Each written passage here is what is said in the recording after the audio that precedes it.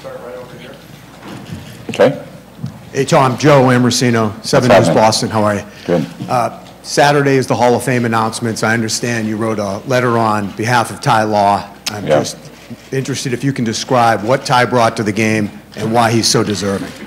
Yeah, Ty was an incredible player. I got to the team, and you know, he already kind of established himself as one of the top players in the league at that position. And obviously, having Michigan ties, I knew a lot about him.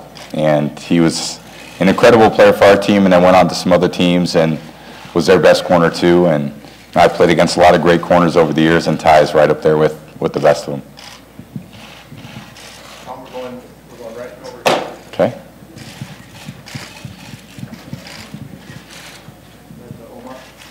Hey, Tom.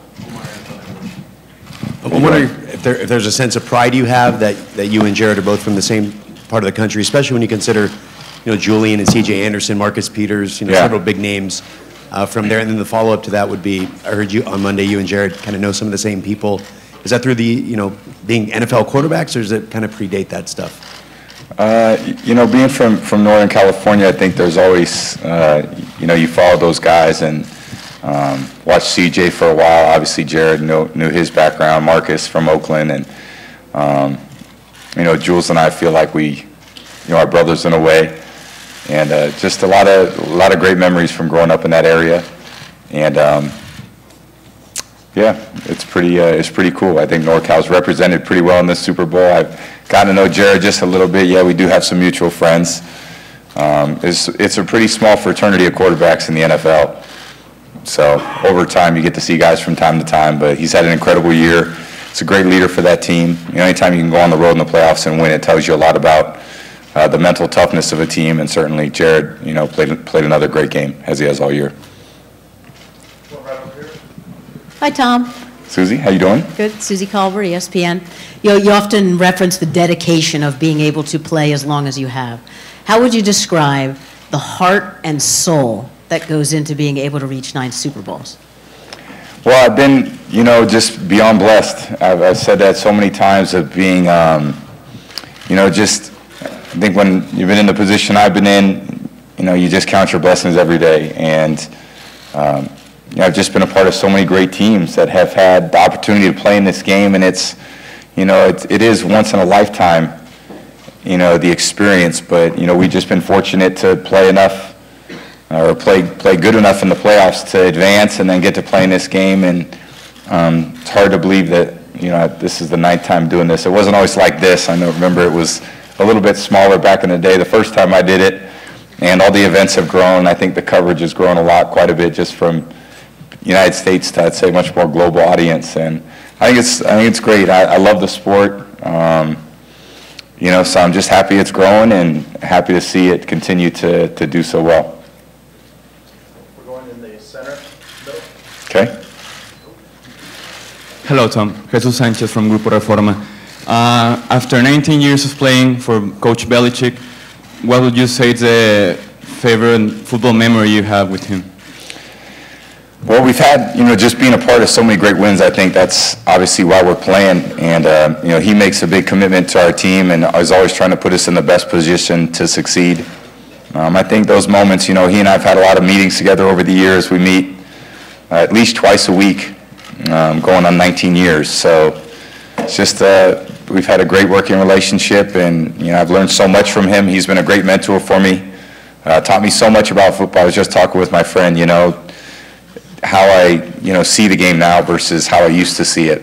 And, you know, so much of it is Coach Belichick's influence on me, as well as, you know, what Coach Belichick taught Josh McDaniels, who I've worked with for so long. And it's just such a great advantage for me as a young player, or was an advantage for me as a young player, to learn so much and then try to carry that on for as long as I have. So it's been a lot of fun. Tom, Joe Chiata from NBC 10 in Providence. What has James Develin meant to this team, such as growth over the years from coming in as a practice squad guy? Yeah, he kind of worked his way up, and I'd say that's kind of a lot of guys on our team have done that. And James he built a role for himself from the moment that he got to our team. And he really took on that role as a kind of more of a traditional fullback, And, you know, we count on him in the biggest moments, short yardage, goal line situations. We've given him the ball, obviously throwing passes to him like we did last week. So he's become a very versatile weapon for us. And, you know, I just love having him in there. He's the ultimate teammate. And, you know, going to Brown and being pretty close, and then, you know, coming to the Patriots and was selected to the Pro Bowl last year. He's a great guy. He's a great husband. He's a great father. He's something, you know, someone we all look up to. Tom, I have a song for you. We will be champions. That's pretty good. Thank you. Hold on a second. We're going to number 2 right over there. Lady Tom, over there. I'm not going to sing, I promise. That's a nice break in the action. You should have a stage. You should be up here on stage. That was a pretty good movie.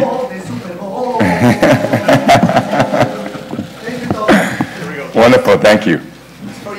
Tom, Tara Sullivan from the Boston Globe.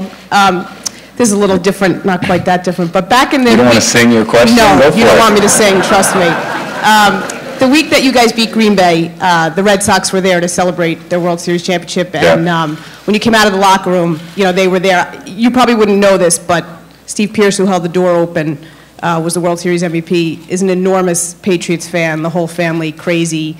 And I'm just curious if you can appreciate that from another pro athlete, if you can appreciate, even just reflect on what he did, kind of the way he exploded as a sports icon now in Boston. Yeah, that's pretty cool. I think that, you know, being in Boston for, you know, the last 19 years, I've just, you know, you follow all these teams, and the Celtics and the Red Sox and the Bruins and what they've done and accomplished. It's become such a great area. You know, it's just not Boston, but it's the whole New England region, and I think we enjoy their success. And I mean, how many memorable moments have we had running out on opening day to throw our first pitches at Fenway, which is, you know, another once-in-a-lifetime opportunity. So, you know, I'm grateful for the support from all the players in our area.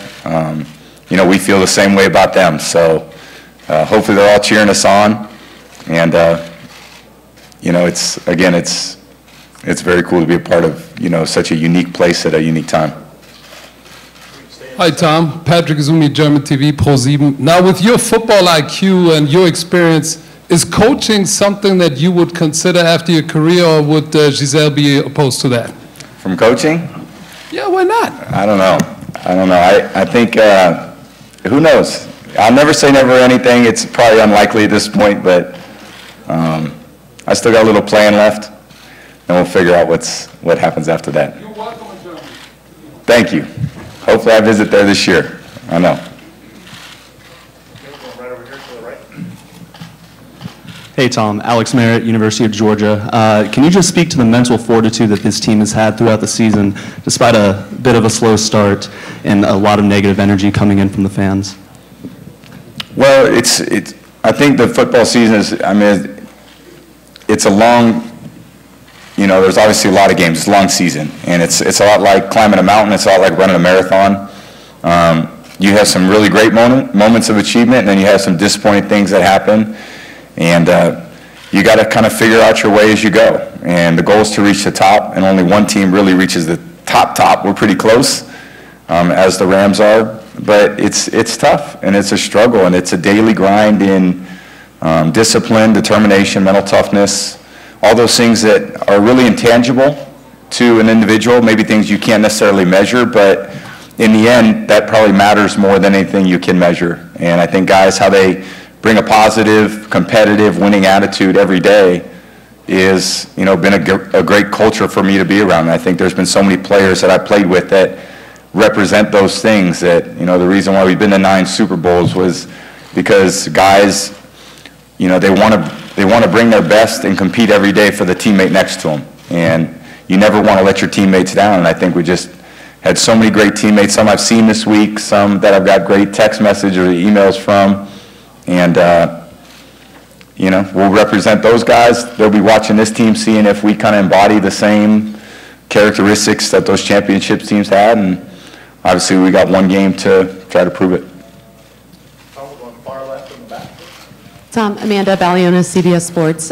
Could you just speak to how tremendous your offensive line has been for you, especially in the playoffs and how important they are, how much confidence you have in them as you go up against the toughest defense on Sunday. Yeah, I love talking about them, so we could talk about them all night. And, you know, what they've done this year, from Trent coming in a trade from San Francisco, Joe Tooney his third year, and starting 3 Super Bowls, David Andrews, another Georgia Bulldog, you know, welcoming us to the state, but been one of my great friends, Shaq, at Georgia Tech, where we're practicing, and Marcus, who's kind of manned that right tackle position for as well as he had, and Ted Karras, who doesn't play a lot, but is a great guy, great teammate in LA, and they're just a great group. They work so well together. They've got the best O-line coach in history coaching them, who holds those guys to such a high standard every day, and they're the heart and soul of our offense. I mean, when they're firing on all cylinders, I mean, I think that's why we as an offense are able to do those things. So, you know, the passing game starts with them, the running game starts with them. We've kind of over the last 4 or 5 weeks been really efficient at both of those in different times, in different ways, and we really needed it. So counting on those guys when we need it most, obviously going into this game against the best D-line in football is a big challenge. And that's what these games are all about. They're big challenges, and they're very difficult to win. Everyone's going to have to play well, not just the offensive line, but we've all got to do our job. And we've been talking about it for 11 days, and we're talking right about it right up until game time. And, you know, it starts with those guys up front. Going right here on the right in the center. Hey, Tom, Yanni Caracas, WPRI in Providence. How are you? Good. How you doing? One game season, you only have so many plays left. Yeah. You and Josh and Bill have worked together for so long. With an encyclopedia of plays in your back pocket, how do you manage to find the ones that you think will succeed, and how often are you altering that plan once the game begins? Yeah, you always put together the plan, and you try to, you know, you wish it would always go to plan. It probably rarely does that, but you have, you know, you try to scout the other team, you try to, you know, watch the tape, and you try to get a feel for how they play defense, and then you try to develop a game plan around that. And it adjusts right up until game time, and then once you start the game and after the first series, you're already making adjustments. So, you know, hopefully we can, you know, we've put together a plan that we feel can be effective. Again, these guys challenge you in a lot of different ways, so you can't relax for one play. It comes down to execution. Once the game plan's been installed, that part of it's finished, and you gain confidence through practicing things and watching them work. Therefore, you can play with some anticipation. And if you can do that, you know, it's a good feeling to have entering the game, and that's where you always want to be. And then, you know, once the game kicks off, you gotta, you know, you just gotta call the best plays you think are going to help us win, and we got to go out and execute them. We're going to do 2 more questions. The first one is in the same area. Tom, Shane McGuinness from 3AW Radio in Melbourne, Australia. I'm just curious, with all your Super Bowl experience, does your routine change in the week leading up to the game itself? Do you change it year in, year out, or do you go back 4 years and keep a similar routine going into the big game? I think it all changes kind of on a yearly basis, and I think it's just whatever I feel like I need. I was saying the other day, the last Super Bowl against Philly last year, I didn't practice much the first week, not even much on the first day. Year before that I did, year before that against it. It's always been a little bit different. So you just kind of go with what you feel you need, whether it's more film study, more treatment, more practice, more rest. All those things come into play. We only have so much time in a day, all of us. You have to allocate, you know, whatever time you think to where it really fits appropriately. And you know, I feel like I've kind of done what I needed to do to get to this point. We still have 1 more day of practice, which I'm looking forward to, and then really nail down the game plan and get set to play. Okay, last question, second row right here. Hi, Tom. Steve Futterman from CBS News. Congratulations being here yet again. Obviously, you're older than you were the first time you played the Rams in the Super Bowl. All of us are. Yep. I want to know if you Nice for someone else to acknowledge that. We're all getting a little older. But no one That's cares just about me me. getting older. I want to know if you can self-reflect a bit in talking about how you, in some ways, might be a better quarterback, and unfortunately, in some ways, might have lost a step or two in certain areas of your skills, you know, over these years. I think I'm a better player now than I was in 2001. I don't think I was the best player I could possibly be at that point. I think there's been a lot of work and effort over the years to try to get to where I'm at now. And, it's really about playing at a championship level. I think that takes a different shape every year based on how the team is set up. My first few years, we relied very heavily on the defense to keep the scores low in the games. I kind of did my part situationally where I needed to when I was called upon. And, as things have changed, I'd say, our offense has developed and grown, and we've become more efficient on offense. Our defense has had some incredible years. And I'd say we're a pretty balanced team now. So between offense, defense, special teams, I think all of us are in a position where we can make an impact on the game. We're going to have to. This is another team that has a good defense, a good offense, and good special teams. And that's why we're both playing in this game. So playing in this game, you have the two best teams, and you fight it out, and just one team wins. And, there's no do-overs. This isn't any retakes and Hollywood scripts or anything. This is live bullets, and we got to go out there and get the job done under pressure. I'm looking forward to it. So thank you guys. Have a good afternoon.